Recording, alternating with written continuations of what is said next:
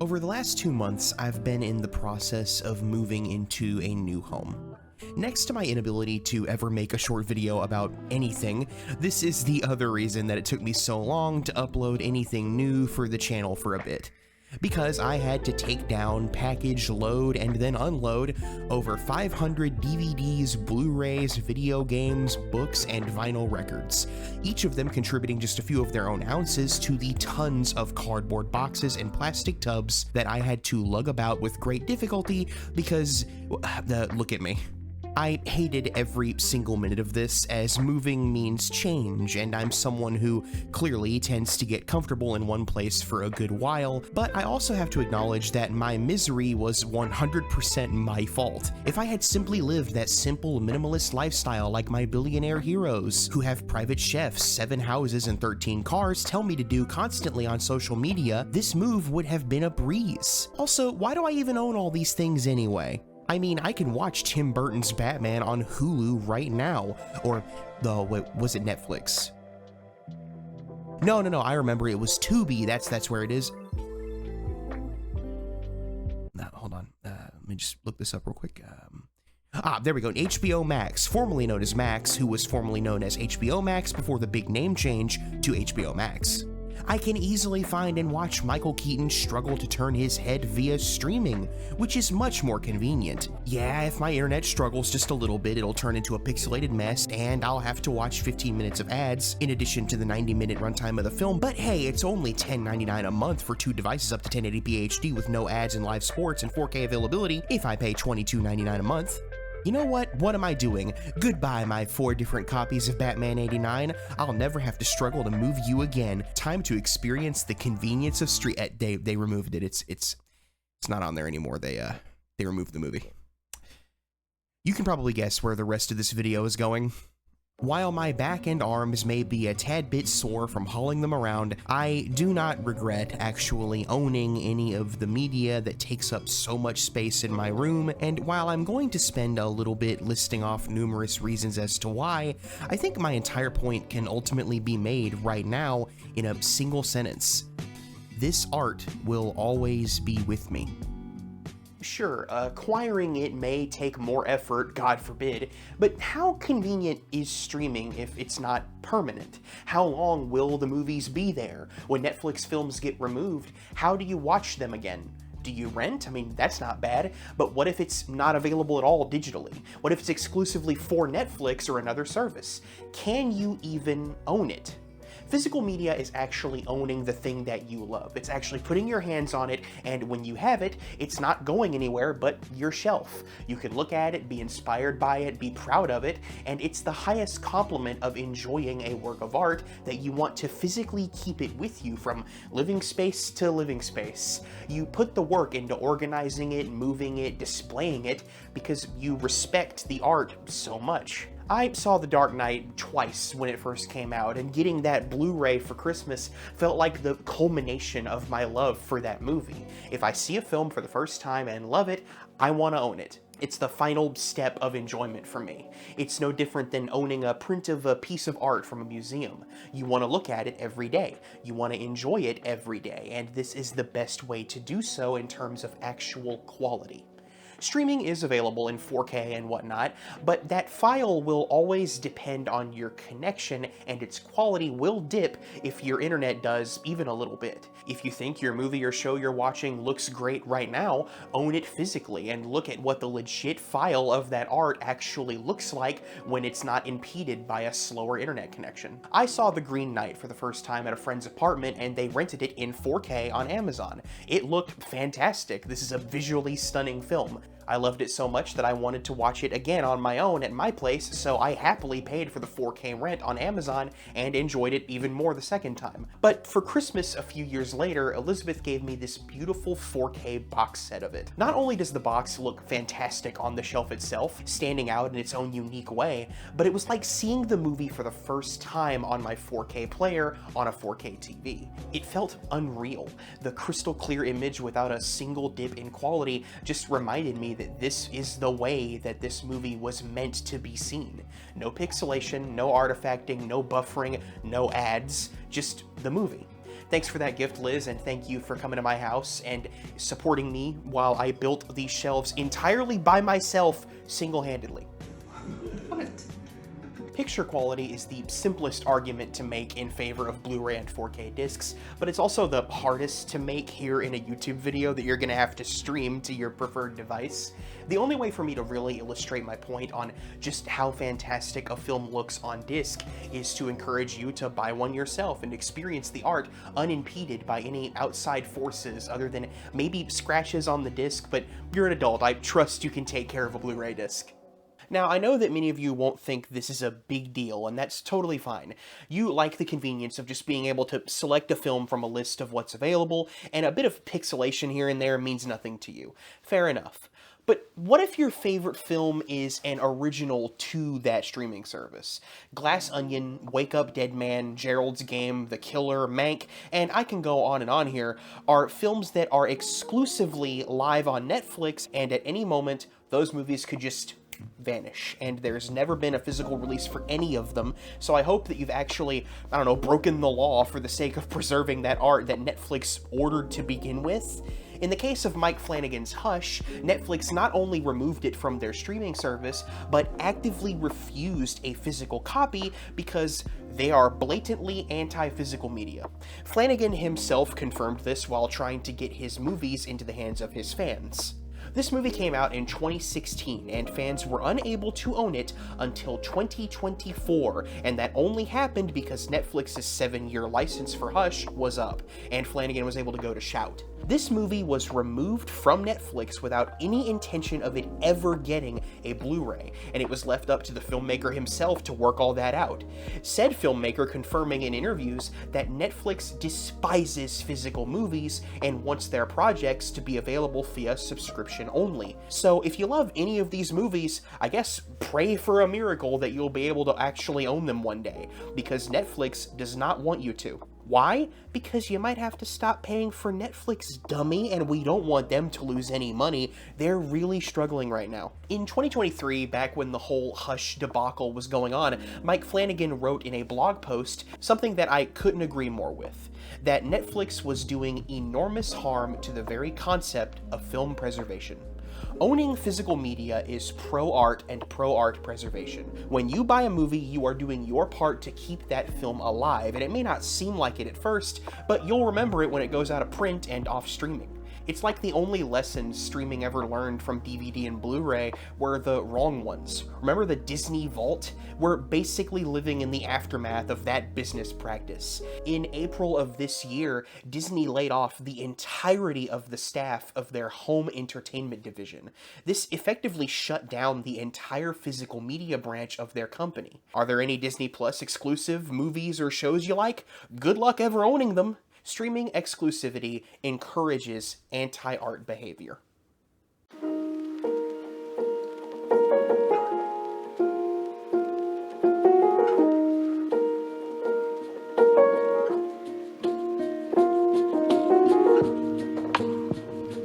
I could spend the rest of this video listing my many issues with streaming, as well as give you my positives to contrast that. I have a lot to say there, but I'm not gonna do that. I don't want all of this video to be a defense when it could also be a celebration.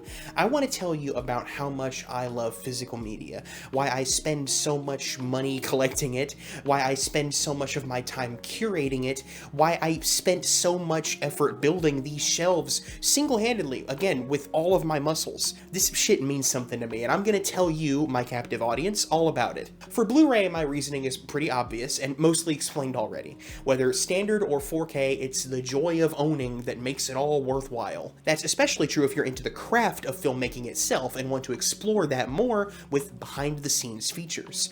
Blu-ray discs have a good amount of space on them for bonus content, so you're getting an experience beyond the film itself that adds to your enjoyment of it. It's weird that I I'm talking about this like it's a new thing, but I truly wonder how many people actually get their behind-the-scenes information from discs anymore, and not some annoying TikTok that lies about an entire movie being improvised. Did you know that the actor actually did this for real? This line of dialogue was entirely improvised. Filmmaking isn't careful planning at all. Writing is secondary to the actor's on-the-fly decisions. Worship the actor, all movies are accidents. Sorry, mini rant there.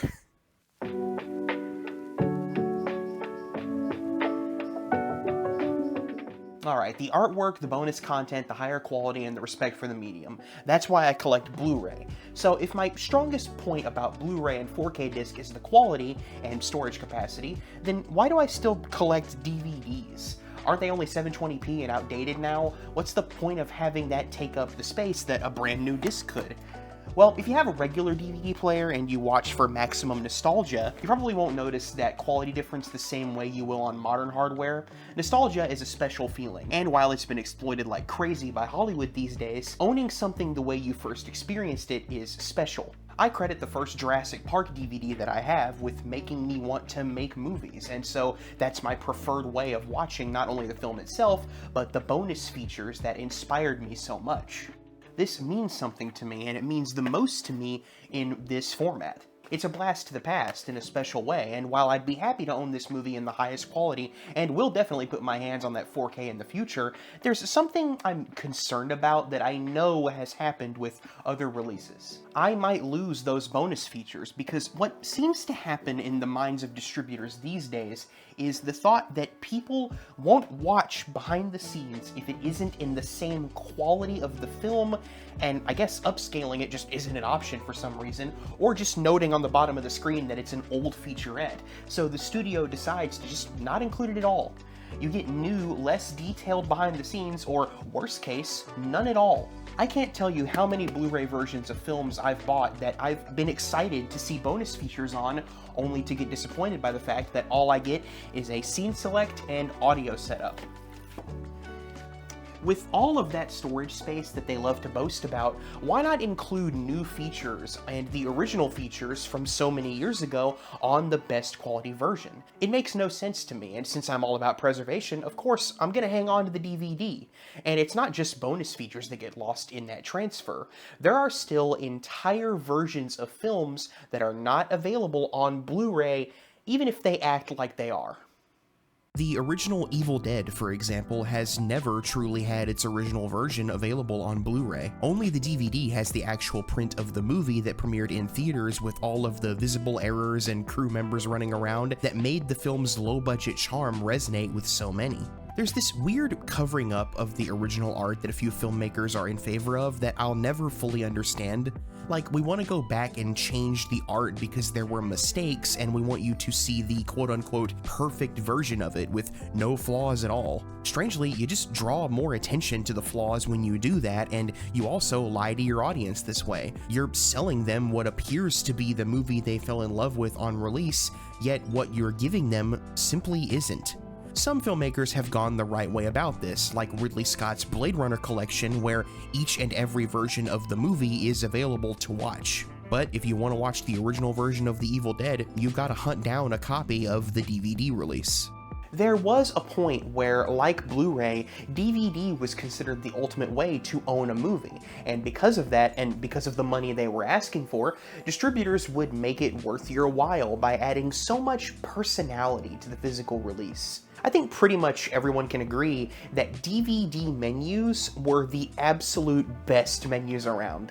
Early 2000s Star Wars kids will forever remember the kick-ass menus that changed every single time you put the disc in. These menus are for the same movie.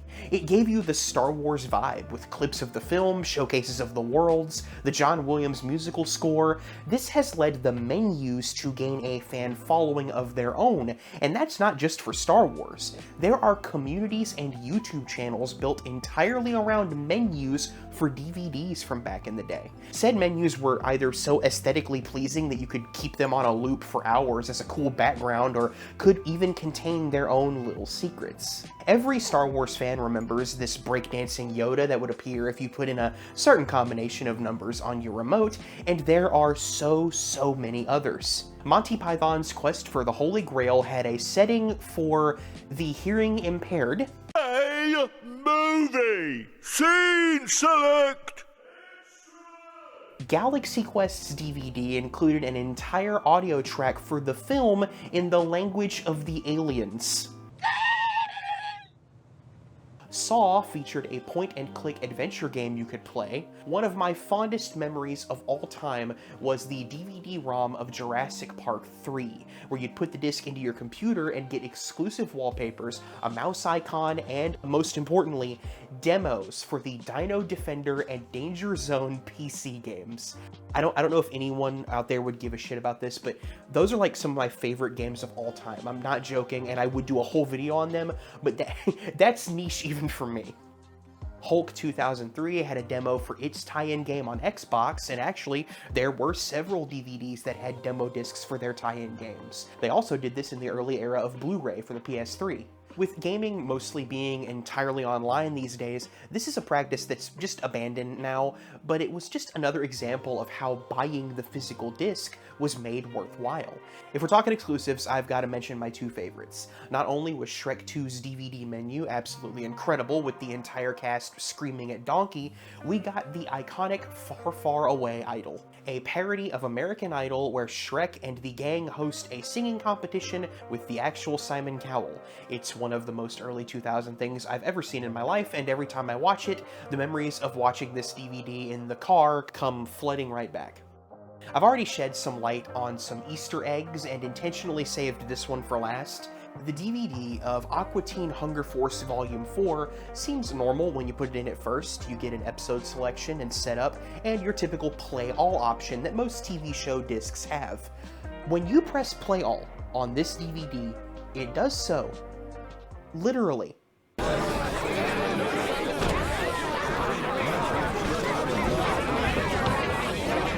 I think that part of the reason why so many seem uninterested in physical media nowadays is because little touches and exclusive goodies like these just aren't considered as much anymore. Now it just seems that only the film is the selling point, and that absolutely should be enough. But I'd also like to see Blu-ray step up their game a little bit when it comes to ownership. Maybe that would help with the lack of enthusiasm toward physical media from the generation that has grown up without the express need for it.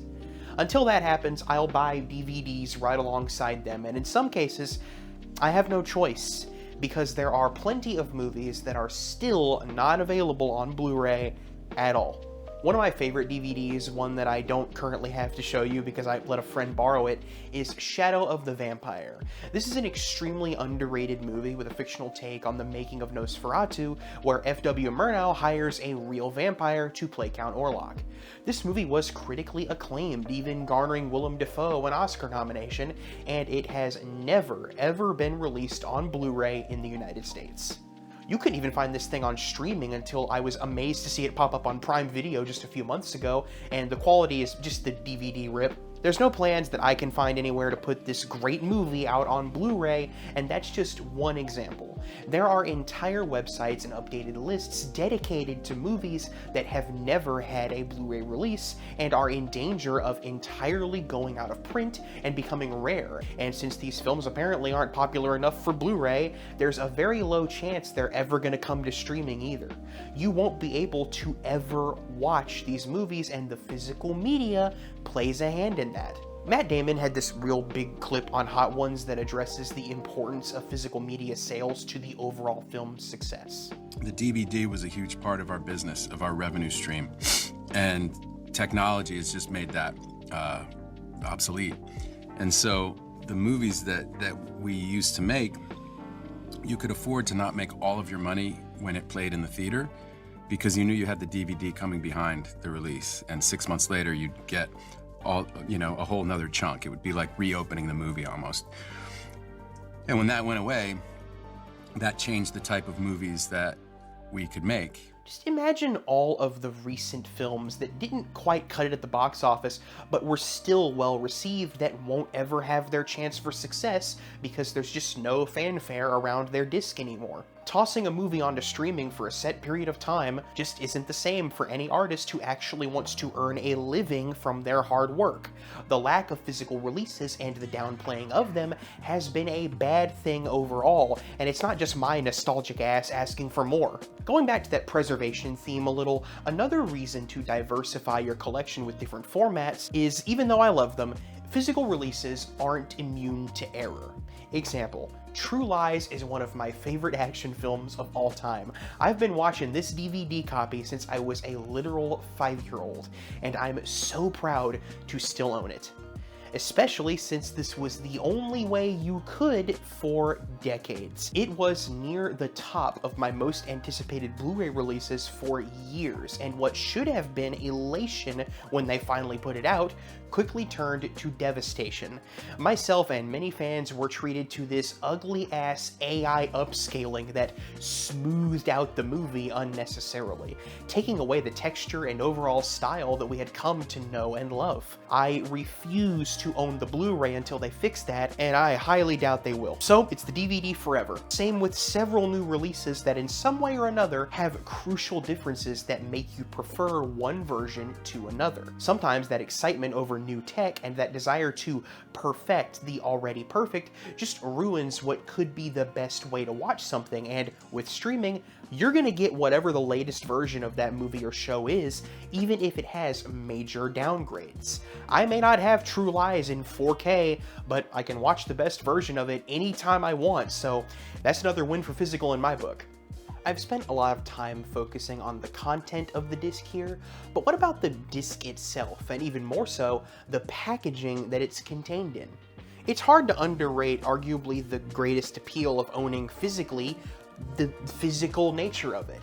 I can put it on my shelf, organize it however I want, be proud of the odd and eclectic selection I've accrued over the years. I mean, where else can you see Kurosawa next to Skeletor?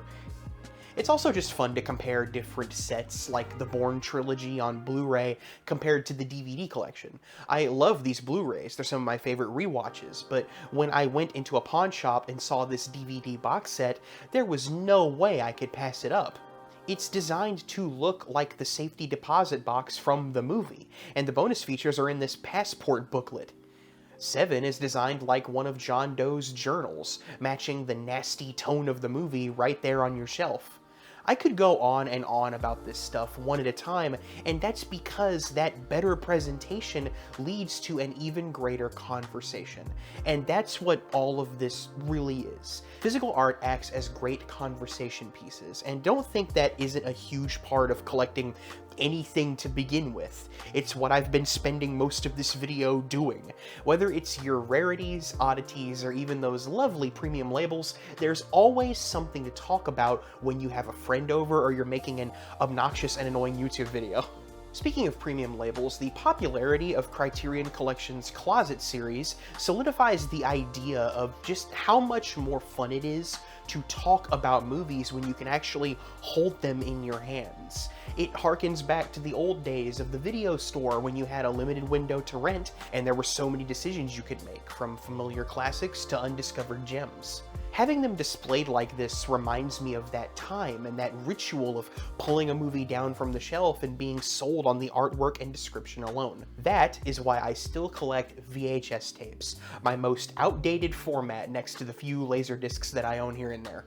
Low quality, degraded, old-ass player, all that, and I still won't give them up for anything. The size difference makes the artwork stand out more. No bonus features meant that they had to sell the movie harder with said artwork, and that's why I have some facing out like this, because some of this just demands your attention.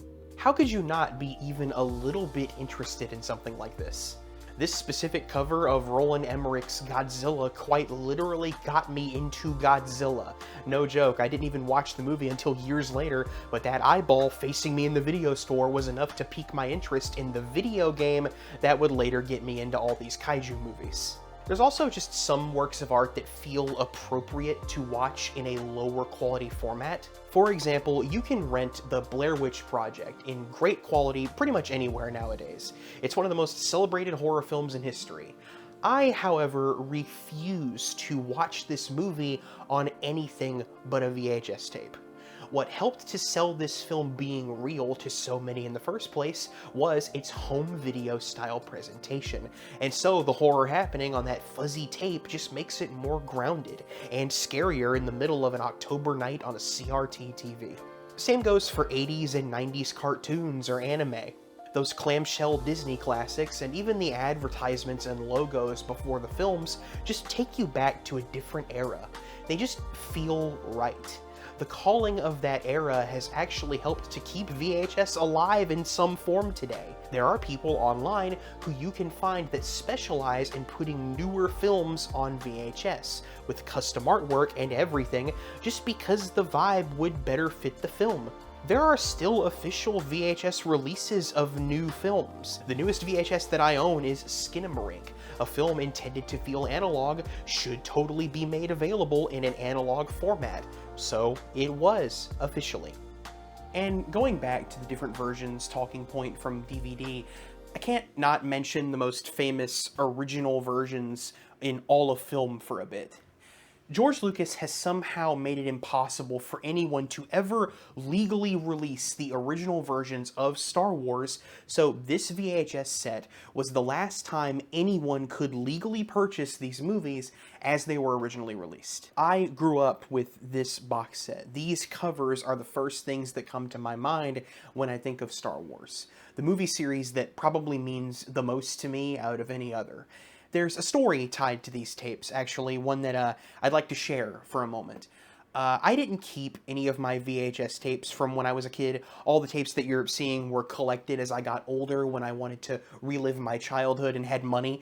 Like many, I moved on to DVD once it became the primary format, and because of that, my beloved Star Wars box set went along with all my other tapes to the Shadow Realm. I don't know if we threw them out or sold them or just gave them away. I don't know. I just know that once I got my hands on the DVD versions, I really wanted these back. When I entered my freshman year of high school, I made a friend in art class who as I often did, rambled about Star Wars 2. Sorry. I gushed about the original trilogy and ranted about how there's never been a Blu-ray release of the unedited versions of them. I spoke to this friend about how much I regretted getting rid of this old box set and all my other tapes, because at this point the collector in me was starting to take over. Almost a year after this conversation was had, on my birthday, this friend gifted me their copy of the original trilogy VHS set, one that I guess they had dug out of storage just to make me happy. It's one of the nicest things anyone's ever done for me, and the story that's tied to it has made this set the crown jewel of my collection since childhood. When you own something physically, take it down from the shelf and hold it in your hands, there's a story to it that comes rushing back. Maybe you found it for cheap and thought it was funny, maybe you've kept it since you were a kid, or maybe it's a gift given to you by someone who took the time to listen to you and understand what that media means to you. By keeping that media physically, you can hold on to that story and share it with others for as long as you keep it with you. I've focused on movies in this video, but the same absolutely goes for books, albums, and definitely video games. You probably knew this part was coming. So my collection of physical video games is nowhere near the size of my movie collection, and that's mostly due to pricing, but now more than ever is the time to proudly become a physical game owner. You don't need me to remind you of this because it's been a major topic recently, but if you somehow didn't hear, Sony has announced that they are stopping all physical media production in 2028, meaning all their games will be digital from here on in, and with the announcement that Grand Theft Auto 6 will also not feature a physical disc in its physical edition, it appears that Sony is just the first to let us know that this is where games are going. The reaction to this has been honestly heartwarming to see, as the chorus of anger from all gamers has been deafening to a point where I'm not even sure if Sony can entirely ignore it. I'm not going to hold my breath on them doing some kind of reversal of their decision here, because at the end of the day, they're holding your media hostage from you. Games exist in a very different digital realm than other types of art, because game files these days typically have to be installed before you can play them, as the games have gotten so big. Something that I'll always personally find insanely annoying on console.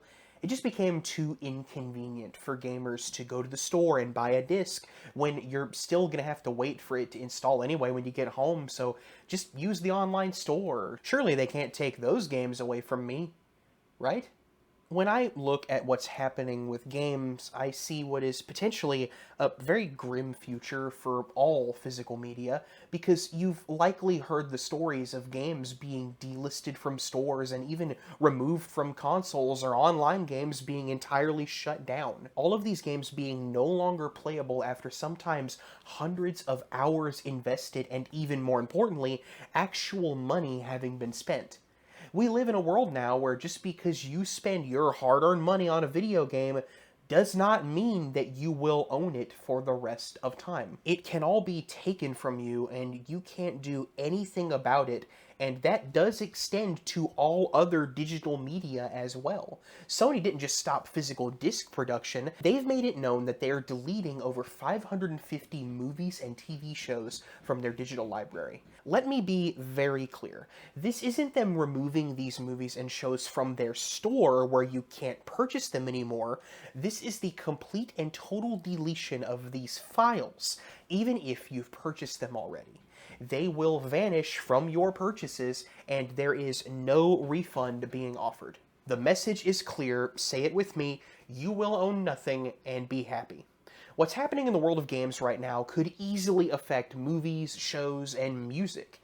It already has if you've purchased them from PlayStation. With that future of non-ownership on the horizon, now is the time to be proud of your ownership, to make your own little videos of your collection, or even start your own. To continue to celebrate the beauty of actual ownership and preservation of the art that you love, because that's what's going to send the message to the people who honestly matter the most, the people who create it. And to the suits who don't want you to own anything, well, if buying isn't owning,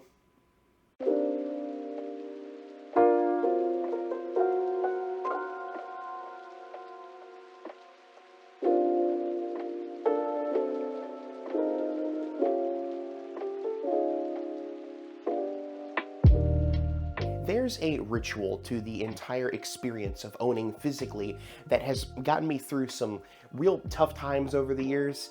Hell, if it wasn't for owning all of these movies or games or anything, I probably wouldn't have been near as inspired to share my thoughts on all of it with you on this channel, to share my personal space with everyone. And that's the last point I'm really going to make here. This media makes my space.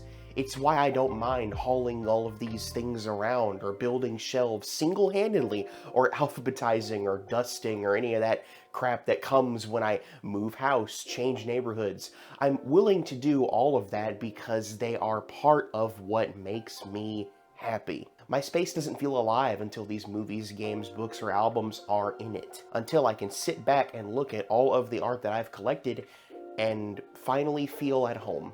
As I said at the beginning of this video, moving is hard for me. Change is difficult for me to handle. It's not as easy for me to get comfortable in a new place, especially when I've made so many videos in one space and feel even more attached to it because of that. But at the end of the day, when all of these movies were set up and organized, and when I was finally able to put one in the player and watch, I finally started to feel like I was home. This space is clearly still coming together. There's plenty of blank walls and posters and all that good stuff that needs to go up. I'm still moving in, and I'm not only excited to continue to customize it, but I'm also excited to share it with all of you. I love sharing what I love with all of you, and that's what makes me a proud physical media owner.